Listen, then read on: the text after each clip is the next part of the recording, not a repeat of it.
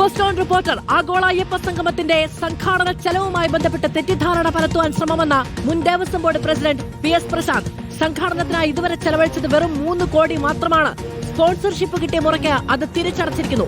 ആകെ ചെലവായത് 4.5 കോടിയും GSTയുമെന്ന് ദേവസ്വം കമ്മീഷൻ കോടതിയിൽ ഇടക്കാല റിപ്പോർട്ടിൽ വ്യക്തമാക്കിയിരുന്നു. ഇപ്പോൾ വന്ന റിപ്പോർട്ട് എന്തടിസ്ഥാനത്തിൽ നൽകിയെന്ന് അന്വേഷിക്കണമെന്നും പ്രശാന്തിന്റെ ഫേസ്ബുക്ക് പോസ്റ്റിൽ പറയുകയാണ്. MG പ്രതീഷ് വിവരങ്ങളുമായി ചേരുകയാണ്. പ്രതീഷ്, ഇത് നോക്കൂ, ഈ ഓഡിറ്റ് കഴിയുന്നു, ഓഡിറ്റ് റിപ്പോർട്ട് സമർപ്പിക്കപ്പെടുന്നു. അതുമായി ബന്ധപ്പെട്ട് എന്തെങ്കിലും തരത്തിലുള്ള അഭിപ്രായ വ്യത്യാസം ഇത് കോടതിയിൽ സമർപ്പിക്കുമ്പോൾ ദേവസ്വം ബോർഡ് മുന്നോട്ട് വെച്ചിരുന്നോ? വാർത്തകളും വിവാദങ്ങളുമായി വരുമ്പോൾ മാത്രമല്ലേ ഈ ന്യായീകരണങ്ങൾ വരുന്നത്?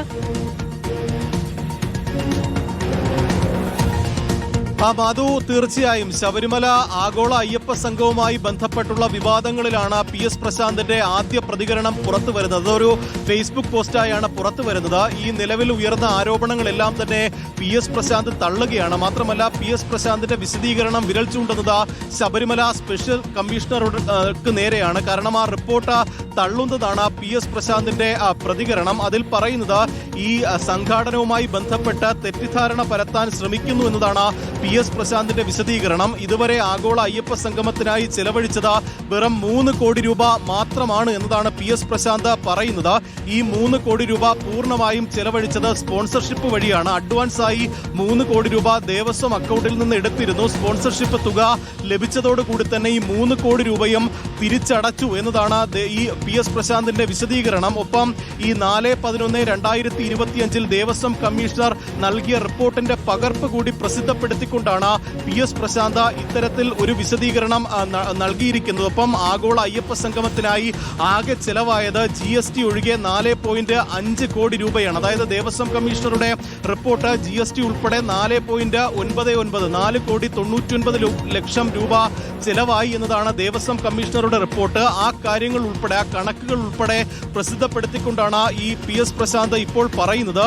മാത്രമല്ല, എന്തടിസ്ഥാനത്തിലാണ് ഇത്തരത്തിൽ പുതിയ റിപ്പോർട്ട്, അതായത് സ്പെഷ്യൽ കമ്മീഷണറുടെ ഓഡിറ്റുമായി ബന്ധപ്പെട്ടുള്ള റിപ്പോർട്ട് എന്തടിസ്ഥാനത്തിലാണ് എന്നുള്ള ചോദ്യം കൂടി PS പ്രശാന്ത് ചോദിക്കുന്നുണ്ട്. അതായത് സ്പെഷ്യൽ കമ്മീഷണർ ഇതിൽ വലിയ പൊരുത്തക്കേടുകൾ ഉണ്ട് എന്ന് പറഞ്ഞ അക്കാര്യം ആ റിപ്പോർട്ട് പൂർണ്ണമായും PS പ്രശാന്ത് തള്ളുകയാണ്. അതുകൊണ്ട് തന്നെ ഇതിൽ ഇനി ക്ലാരിറ്റി വരുത്തേണ്ടത് നിലവിലെ ദേവസ്വം ബോർഡും ദേവസ്വം മന്ത്രിയും ഉൾപ്പെടെയുള്ളവരാണ്.